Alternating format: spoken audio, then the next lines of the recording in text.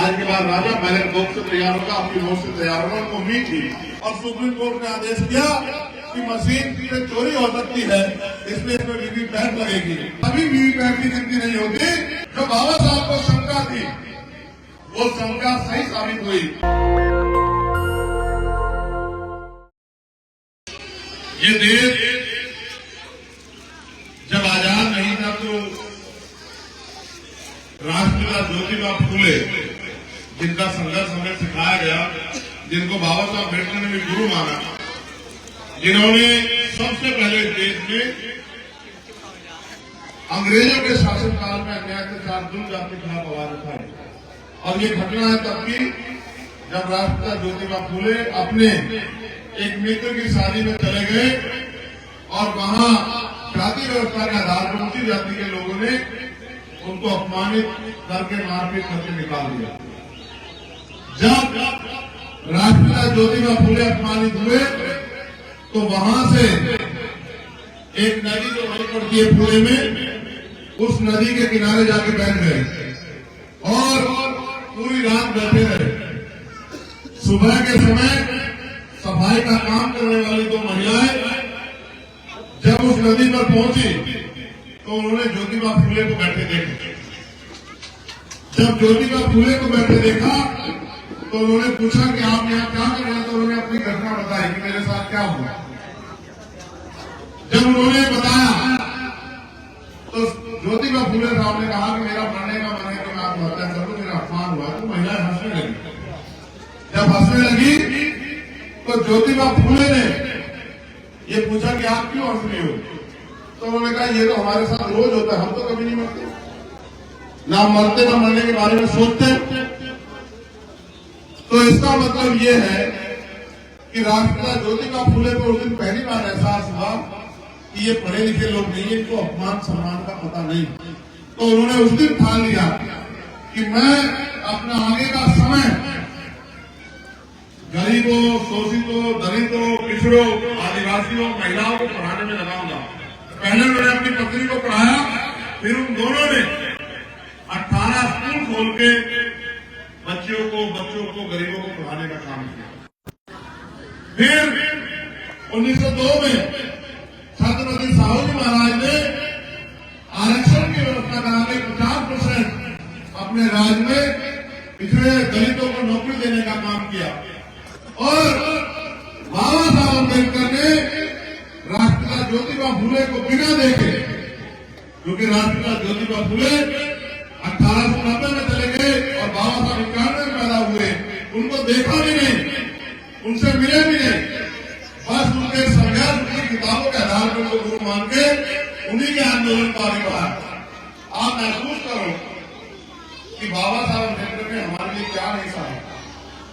उनके 73 बच्चे कुर्बान हुए, तब जाके देश में हमें वोट देने का, पढ़ने का, पढ़ाने का, नौकरी करने का, रोजगार करने का, धार्मिक स्थल बनाने का, उसमें जाने का, महिलाओं को पढ़ने का, पढ़ाने का अधिकार मिला, संपत्ति रखने का, सम्मान से लेने का अधिकार मिला। और मैं अब आपको याद दिलाना चाहता हूं कि जब 16 अगस्त को 1947 को हम अंग्रेजों के गुलाम थे, 15 अगस्त 1947 को हम लोग आजाद हुए, लेकिन 16 अगस्त 1947 को बहुत बड़ा परिवर्तन हमारी जिंदगी में नहीं, क्योंकि 14 अगस्त को अगर हमारी जेब में 50 रुपए थे तो आजाद होने के बाद 16 अगस्त को हमारी जेब में 50,000 रुपए नहीं हुए। जिनके पास एक तक जमीन नहीं थी उनको जमीन नहीं मिली, जिन पे धोख नहीं था उनको धोख नहीं मिला, जिन पे नौकरी नहीं थी उनको नौकरी नहीं मिली, जिन पे मकान नहीं थे उनको मकान नहीं मिले। असल आजादी आई 26 जनवरी 1950 को, जिस दिन संविधान लागू हुआ, जो संविधान उस नीच भेदभाव का अंत करता है, जो संविधान हर व्यक्ति को बराबर का अधिकार देता है। लेकिन जब संविधान बाबा साहब अम्बेडकर ने सौंपा तो उन्होंने कहा कि आज हम विरोधाभास की जिंदगी में कदम रख रहे हैं। राजनीति में वन वोट वन वैल्यू, राजनीति में तो हम लोग बराबर हो जाएंगे, लेकिन जब तक देश में सामाजिक आधार पर गैर बराबरी रहेगी, जाति के आधार पर गैर बराबरी और आर्थिक आधार पर गैर बराबरी रहेगी। एक आदमी इतना अमीर है कि उसको यही नहीं पता उसके पास कितनी संपत्ति, और एक आदमी इतना गरीब है जिसके पास खाने को रोटी भी नहीं है, होने में नहीं है।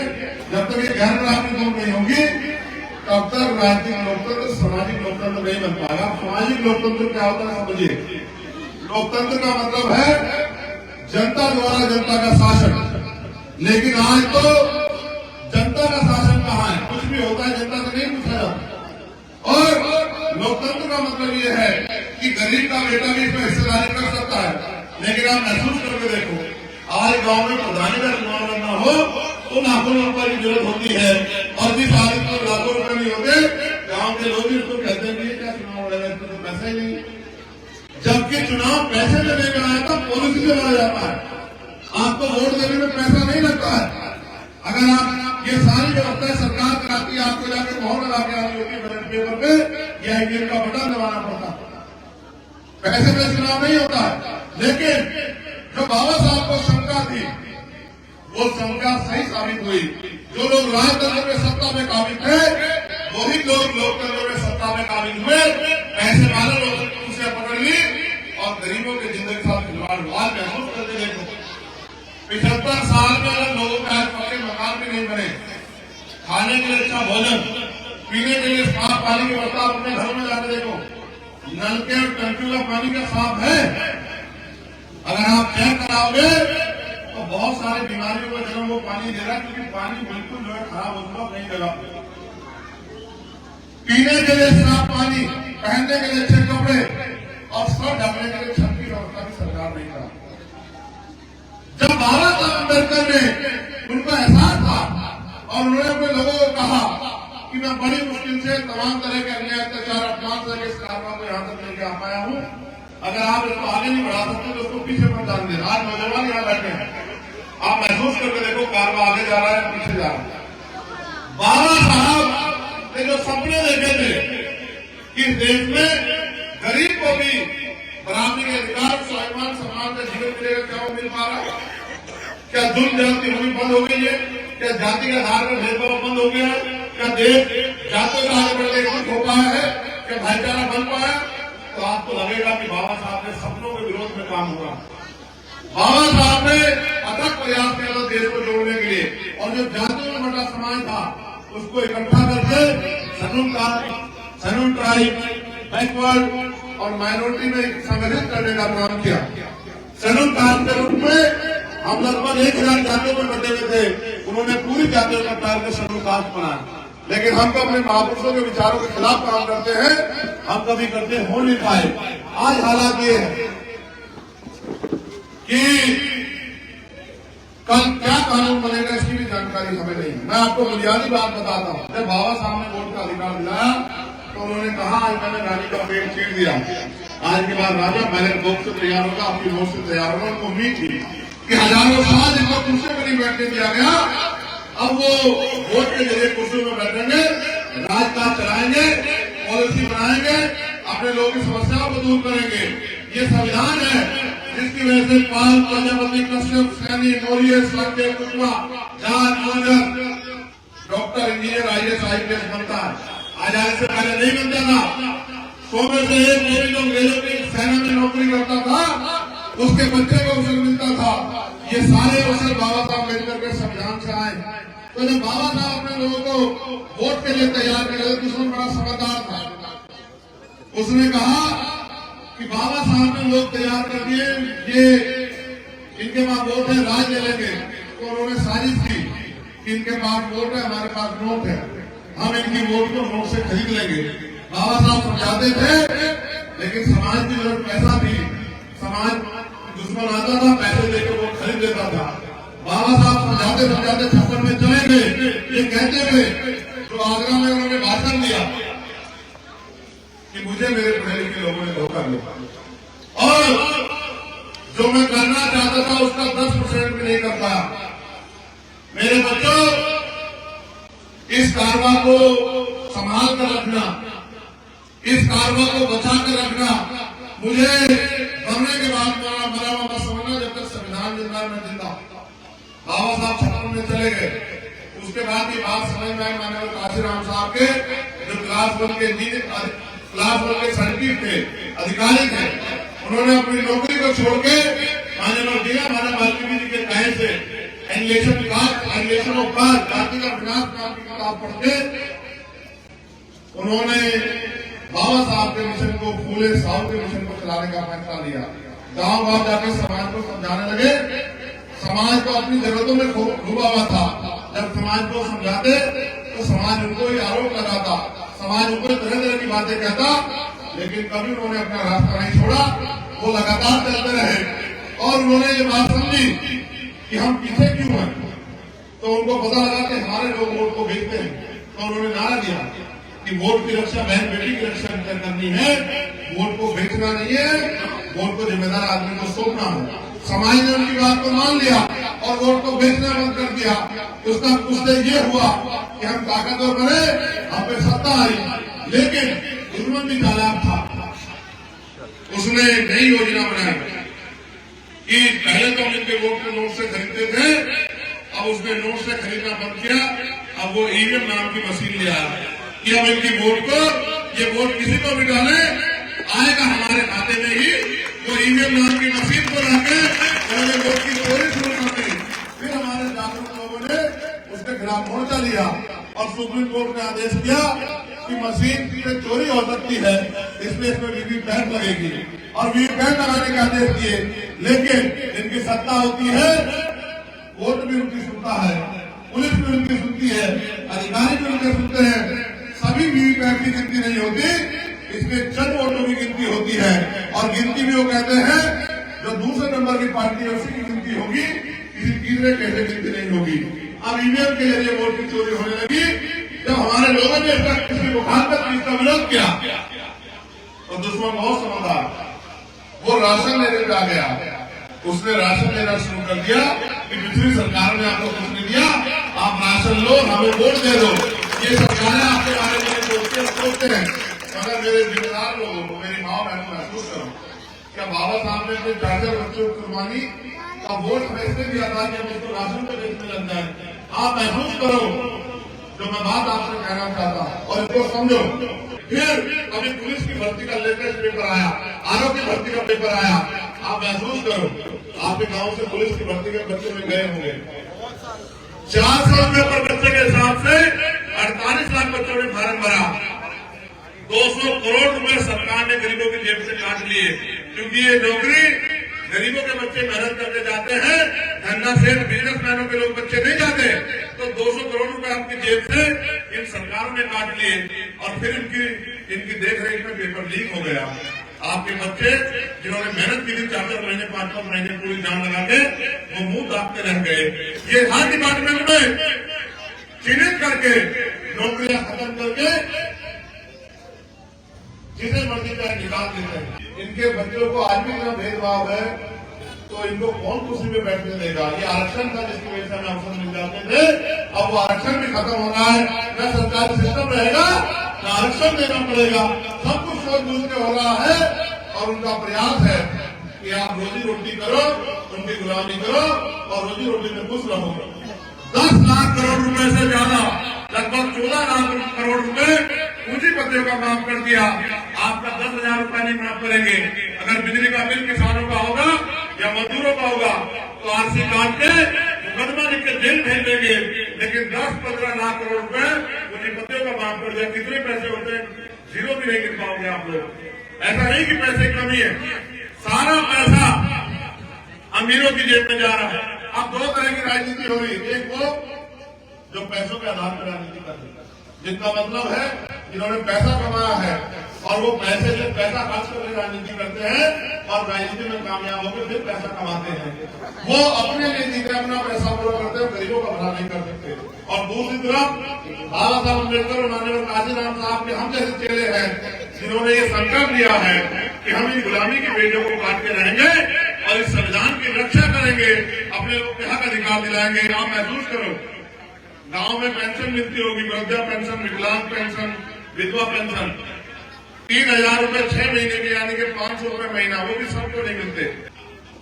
2 घटनाएं आपको बताऊंगा पिछले 3 दिन की, 2 महीने, 4 महीने, 6 महीने की बताऊंगा। आपका ध्यान क्या होगा, मिलत रामपुर में क्या हुआ आपको पता नहीं पता, बताओ किस तरह से बाबा साहब अम्बेडकर के वोट के नाम पर प्रधानमंत्री जिनकी बात करते हैं अपनी बीजेपी के लोग हर बात से पहले बाबा साहब की बात करते हैं, अपने बैनर पे फोटो लगाते हैं बाबा साहब का।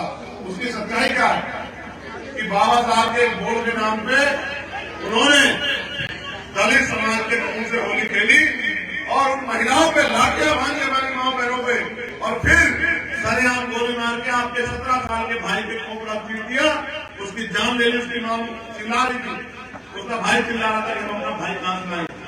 मैं तो उस वीर शहीद सोमेश को नमन करता हूं जिसने बाबा साहब अम्बेडकर के नाम पे अपने प्राणों की शहादत की। हम सोमेश को कभी भूलेंगे नहीं। लेकिन आप बताओ, सोमेश की मां ने क्या उसको इसलिए पैदा किया था कि पुलिस की गोली से उसको शिकार होना पड़ेगा? फिर एक बच्चे उसके दोनों पैरों में गोली लगी, ये भी इसके लिए आगे बढ़ो। बातों में गया था वो लड़ाई लड़ने, और उनकी बात को मजबूत करके आप 25 लोगों का मुकदमा उस सीओ एसडीएम को हटा के और तमाम तरह की उनकी मदद है वो करवा के, उनसे मैंने कहा कि 10 दिन में गिरफ्तारी करके कार्रवाई करो, वरना बड़े से बड़ा आंदोलन किया जाएगा।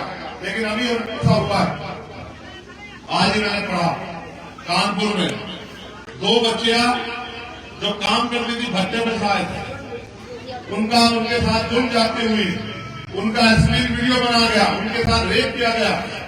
मुझे कहने में शर्म आ रही है, भारत है जहां बेटियों को पूजा जाता है, जहां उनको देवी माना जाता है महिलाओं को, लेकिन उसी भारत में, उसी उत्तर प्रदेश में जहां बड़े बड़े वादे दावे हो रहे हैं, मुख्यमंत्री करते हैं, उन दोनों बच्चों ने आज सुसाइड किया या हत्या हुई किसी को नहीं पता है, क्योंकि जांच होगी तब पता लगेगा। आज उन दोनों बच्चों के सब मैंने लटकते देखे, वो बच्चों के सब नहीं थे, वो उत्तर प्रदेश की कानून व्यवस्था थी जो ताकतवर लोगों के हाथ में है, जहां गरीब की बेटियों को अंधों में लटक के जान देनी पड़ती है। ये उत्तर प्रदेश बन गया। एक तरफ वो नेता है जिनको आपने चुन के भेजा, जो गूंगे पहने हुए बैठे, जिनको जुल्म दिखता नहीं है। एक तरफ चंद्रशेखर आजाद है, जिन गुरु को आप अपना पिता मानते हैं। मेरे आज भी याद है सदगुरु समझदार जी महाराज खेता, उन्होंने मुझे आदेश किया, वो मुझसे बहुत प्यार करते हैं। अगर आपने देखा हर सत्संग में मुझे फोन करवा देते थे कि भाई आ जाना, और जब कोई कहता था कि इनके सर पे हाथ रखो तो कहते मेरा क्या, उससे बड़े लोगों का भी हाथ इनके सर पे है। वो उन्होंने भी मुझे कहा कि मान सम्मान की लड़ाई आप महसूस करो कि जब वो गुरु घर तोड़ा, वो गुरु घर जो 600 साल पहले सिकंदर लोधी ने सतगुरु रविदास जी महाराज को दिया। और क्यों दिया? क्योंकि जब सतगुरु जी को उन्होंने गिरफ्तार करवा दिया तो जहां भी जाते वहीं सतगुरु जी हर व्यक्ति में दिखाई देते। फिर उसने माफी मांगी, सतगुरु जी से कहा कि सतगुरु जी मुझसे गलती होगी, मगर आप जब आगे हो तो इस राज में रह के जाना, आपके पवित्र चरण यहाँ पड़ेंगे तो यहाँ की जिंदगी बदल जाएगी। उस जगह को उन्होंने छीन लिया। हम लोग लड़े, हमने केंद्र सरकार को झुकाया, हमने सुप्रीम कोर्ट को झुकाया, हमने लाठियां खाई, मुकदमे के लिए 2 महीने जेल काटी, लेकिन आपके सम्मान की रक्षा की। एनआरसी के मामले में आपके सम्मान की रक्षा की। और फिर मैं आपसे कह रहा हूँ, सतगुरु जी ने भी बहुत सारी बाणियां कही। ये नौजवान लोग सुन लेगा, यहाँ गुरु जी कहते हैं, ये मेरे पिताजी प्राइमरी स्कूल में मास्टर थे, तो मैं गुरुओं का बहुत सम्मान करता हूँ। सतगुरु जी ने कहा, मेरी बात को बता देना, मैं झूठ बोल रहा हूँ। एक बार सतगुरु जी के शिष्यों ऐसे पूछा जैसे हम लोग बैठे, जैसे आप मेरे को पूछ ले कि गुरु जी हम मेहनत मजदूरी भी करते हैं, तमाम तरह की मुसीबतें भी उठाते हैं, भूखे पेट काम भी करते हैं, लेकिन सुख शांति वाले जीवन में क्यों नहीं? तो सतगुरु जी ने कहा, रविदास मानुष करी पसंद को शुकर है तो ठाव, एक सुख स्वराज माही दूसरा मंगल गाओ। सतगुरु जी ने कहा सुख शांति का जीवन चाहिए तो उसके 2 रास्ते हैं। पहला स्वराज माही क्या तो अपना राज हो, या दूसरा शमशान घाट का विस्तार हो, क्योंकि जीते जी तो सुख सुविधा तब मिलेगी, सम्मान का जीवन तब मिलेगा जब आपका राज होगा, या फिर शमशान घाट में जाके सुख शांति के बाद का जीवन ही खत्म हो जाए, कोई दुख आपको नहीं रहेंगे। फिर पूछा कि सतगुरु जी राज भी है रानी राजा का, लेकिन राज में सुख सुविधा तो नहीं है। तो सतगुरु जी ने कहा ऐसा चाहूं राज में जहां मिले समझू अन्न और छोटे बड़े सब समझे रविदास साहेब पसंद। यानी कि सतगुरु जी ने कहा कि भाई राज ऐसा होना चाहिए जहां कोई छोटा बड़ा ना हो, जहां कोई ऊंच नीच ना हो, जहां कोई भेदभाव ना हो, जहां कोई बहुत अमीर ना हो, बहुत गरीब ना हो, सब लोग बराबर हो। किसी को खाने के लिए अन्न की, तन ढकने के लिए कपड़े की, सर ढकने के लिए छत की दिक्कत ना हो, जहां किसी बहन बेटी का अपमान ना हो, किसी की हत्या ना हो, किसी को सताया ना जाए। और उस राज को उन्होंने नाम दिया देगा पूरा राज। बेगम का मतलब होता है सत्य निषेध करना। बेगम यानी कि बिना गम का राज के राज ऐसा हो जहां किसी की जिंदगी में कोई गम ना। अब आप मुझे बताओ वो राज लाएगा कौन? भाजपा के लोग, आरएसएस के लोग। वो राज तो वही लाएंगे जो राज महाराज को मानते हैं। और अगर राज को आपको जब सुनना हो तो वही राज बाबा साहब अम्बेडकर 2 साल 11 महीने 18 दिन में भारत के संविधान में लिखे गए हैं कि सब लोग बराबर हैं, कोई किसी का अपमान नहीं करेगा, कोई किसी पे जुल्म नहीं करेगा, सब लोग तरक्की करेंगे, सब लोग आगे बढ़ेंगे, पढ़ लिख के सब लोग आगे मजबूत होंगे और सब लोगों की रक्षा सुरक्षा काम, उनके रोटी कपड़े मकान की व्यवस्था सरकार करेगी। लेकिन ना हम संविधान की रक्षा कर पा रहे हैं, ना महापुरुषों की वाणियों की। नेशनल दस्तक की आपसे गुजारिश है कि अगर इसको बचाना चाहते हैं तो नेशनल दस्तक को सब्सक्राइब करने के लिए रेड कलर के सब्सक्राइब बटन को दबाएं, फिर बेल आइकन की घंटी दबाएं।